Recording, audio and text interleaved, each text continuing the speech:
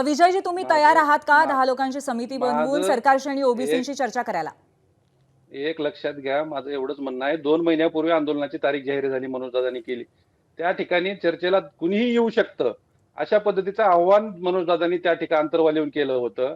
मग मला सांगा, आंदोलनाच्या अगोदर तुम्ही 1 दिवस अगोदर तुम्ही चर्चेला यायला तयार नाहीत आणि ज्यावेळेस मनोजदादा तिकडून निघाले इकडं मुंबईच्या दिशेनं, मग चर्चा सुरू झाली, आम्ही चर्चेला तयार होतो. गाडगे साहेब, मला आपण एक ऐका ना, गाडगे साहेब, मला गाडगे एकच साहेब, म्हणायचं माझं लाला ऐका साहेब, तुम्ही. एकच गाडगे साहेब, मिनिट. याच्यामध्ये उदय सामंत साहेबांनी, विजयदादा ऐक ना, विजयदादा, आपल्या उदय सामंत साहेबांनी 2-3 वेळा साहेबांची भेट घेतली, मनोजदादाची.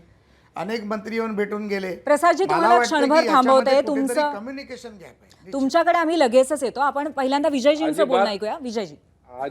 अजिबात कम्युनिकेशन गॅप नाही, परंतु आंदोलनाच्या निघण्याच्या अगोदर, अंतर्वाली सोडायच्या अगोदर मी चर्चेसाठी तयार आहे, या शब्दात मनोजदादांनी सांगितलं होतं.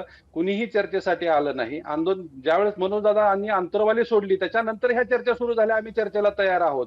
आता मनोजदादांनी असं सांगितलं की जे काय चर्चा करायची ती मुंबईत बोलू. मग मुंबईत येऊ द्या ना, प्रसादजी, काय म्हणाले?